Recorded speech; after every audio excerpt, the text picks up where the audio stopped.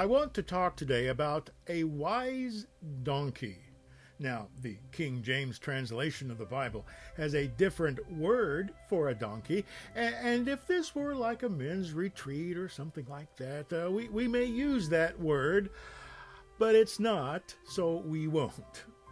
Modern English usage has experienced confusion between two words, ASS, which in proper English means a donkey, and ARSE, which in proper English means somebody's rear end. All right, English can be such a confusing language, and I pity the poor people all over the world who have to learn it. But at any rate, I think that we should all be donkeys for the Lord. You say, what?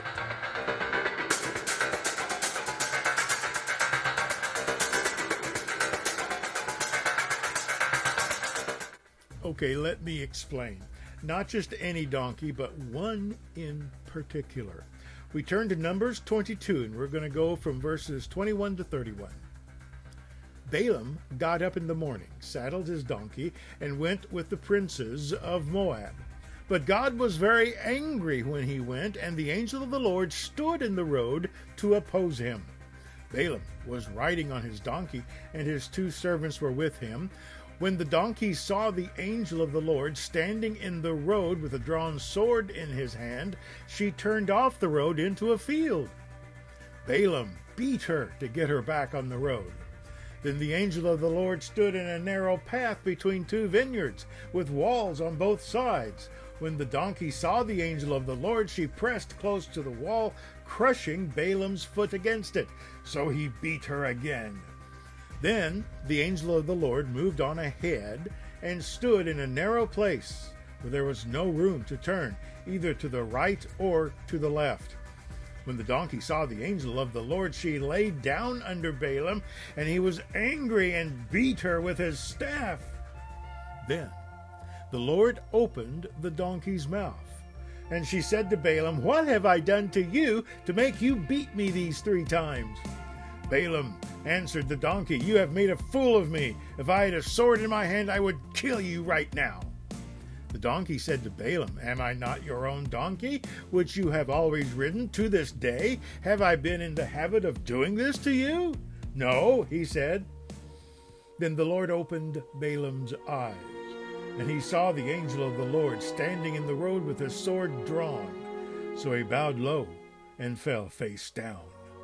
Okay.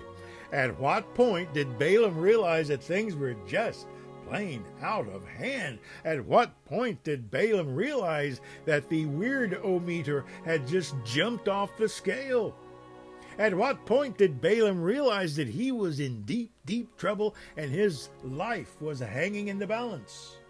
Well, it's simple. When God opened his eyes. He is an interesting character, this Balaam. But you know what? I'm already tired of talking about Balaam. Balaam saw things as they were when God opened his eyes. And I think we can draw a pretty obvious parallel. I want to look at this strange story from the vantage point of the donkey. Not only that, but I want to put forward a proposition. I believe we should strive to become God's donkey. I want to be a donkey. Well, some have said over the years I already am. Okay, so why would anyone in their right mind say they want to be a donkey? Let's face it, folks, if you want to be an animal, there are a lot more desirable species out there to pick from. I mean, you know it and I know it. The donkey is not one of the most admired animals amongst God's creation. They have a reputation for being slow, smelly, cumbersome, insignificant, stubborn, and a bit thick.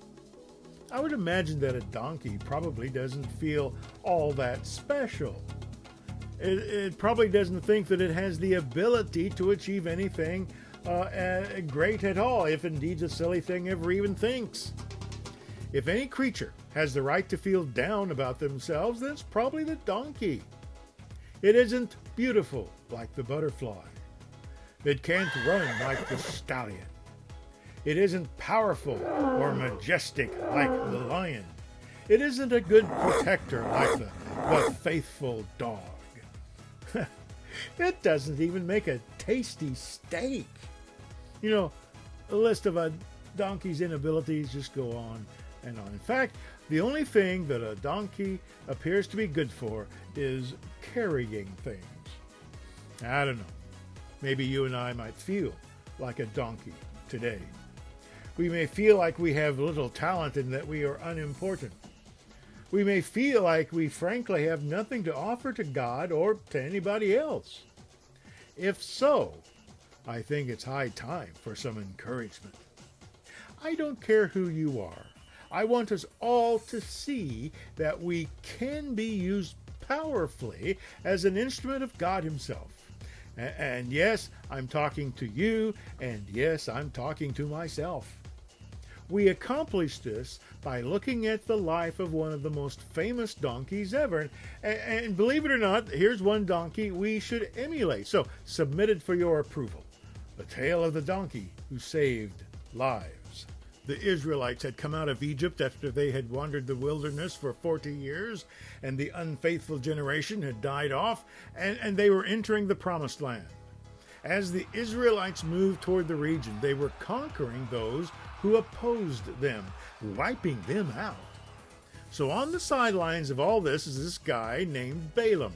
Balaam was a prophet of that time. Now, we don't know his theological roots, nor what Bible college he graduated from, or what degrees he may have had, but we do know that whatever he knows and does, he seems to know of the one right and true God, even though he does not travel with nor belong to the children of Israel.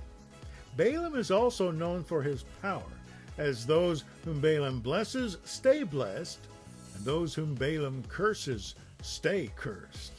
So, now, here comes Balak, the king of the Moabites. Balak has a bit of a problem. The Israelites are on the way, and he's in their path, and there's a bit of concern that perhaps they are all about to get slaughtered. So he calls on Balaam to please put a curse on the Israelites so that the Moabite war machine might destroy these pesky Israelites and hence rid King Balak of this problem. So here come the first envoys to Balaam. They make their presentation asking him to please come back and do the deed. Did we mention we pay cash? Balaam seeks God and is told not to go with them, because the Israelites are a blessed people. Sorry. Well, being a good, not good, but normal evil pagan king, Balak does not know how to take no for an answer. And so he sends even more important and numerous envoys to Balaam to repeat his request. I mean, who knows? Was it the money? Was it the thought of the influence, fame, and power he'd have from rescuing the Moabites? And would that bring more money? Did Balaam just like the Moabites better than he liked the Israelites? I mean, who knows what all was going on in his greedy little head right then? You know, he started good. Told the envoys, I don't care how much cash you have. Balak gave me his palace full of gold and jewels and all that stuff. I'm sorry. I cannot go against the will of God. Sorry. But instead of dismissing the envoys, he says, hold on a minute. Let's sleep on it. I'll ask again. So Balaam questions God again. God says, all right, go with them, but only do what I say. But we figure out real quick that God is not happy and that Balaam is going to blow this big time, and he's in for a wild ride. I mean, who can figure? Balaam was a man of God. He knew God. He knew how to listen to the voice of God, and yet his greed became his downfall, and he became disobedient. He found himself doing God's will, okay, but with the wrong motivations. You know, we have to be careful today to make sure that we don't do as Balaam did, commit Balaam's error, as it's called. You know, it is possible to do the right thing. That is in God's will, right? But to do it with the wrong heart. Balaam's disobedience would eventually lead to his destruction. Okay, so we shift back our focus. What do we know about this donkey? Well, number one, the donkey was faithful. The donkey was Balaam's original and only mode of transport. The donkey was a one-owner donkey, all right? This donkey had never let Balaam down. It had never gone off course. It never refused to move. And it had never really done anything special. But it had always done what it was meant to do. And herein we find one of the first qualities that we should have if we want to be used of God. And what is that? Simply being faithful. Simply being ready to do what we are asked to do. How hard is that? Well, the donkey was faithful. Next we see number two, the donkey has a vision. She is able to see the angel of the Lord while Balaam's eyes are blinded. The donkey can see because of her faithfulness. Balaam, on the other hand, is blinded by his wrong motivation. The account of this incident is quite amazing, really. It shows that God can do more with a donkey who has a vision than a so-called man of God who does not have a vision. Like Balaam, we may have heard from God many times in the past, but if we have a wrong heart, then we will lose our vision and we will lose our way.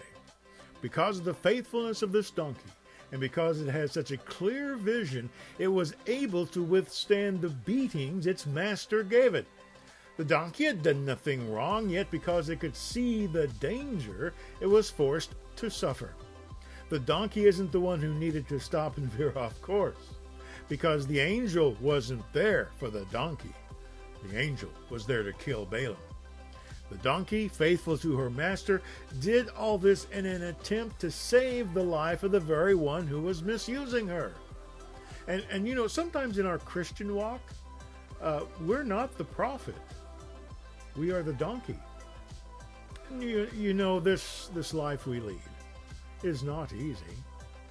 When God moves, there will be many troubles and oppositions. In order to seek and save the lost, we may have to endure some things we may not have expected.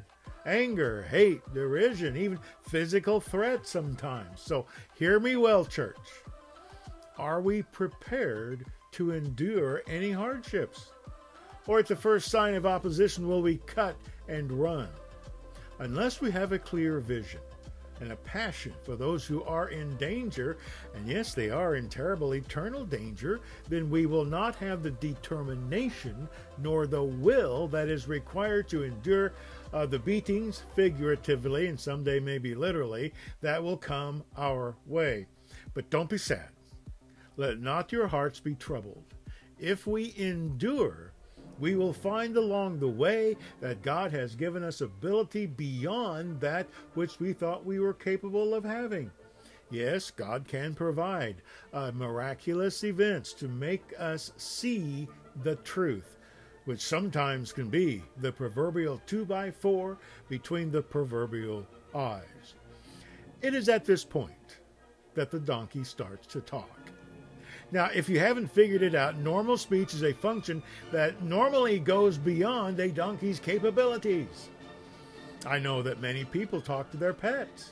Some people even talk to their plants. And some people think that this is nuts, and that if you talk to your pets and your plants, that basically, you've gone banana crackers. No. I want to set the record straight.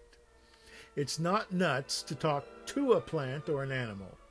But you might want to put the brakes on it when you find yourself listening to said plant or animal. Well, that's what our dog Layla told me, and she was very concerned, and I appreciate that. Think about it. The donkey was given an ability beyond that which a donkey was designed to do. Guess what? If we are faithful and full of vision, then we also can be given abilities beyond our own. What could those be? Well, there's only one way to find out, and that is to be faithful to the Lord. Remember this donkey. Let's think about this donkey, pray about the lesson that it gives to us, and let us be faithful, and let us have vision. And so that way we can be a donkey for the Lord. All right, time's up. And Lord willing, I'll see you next time.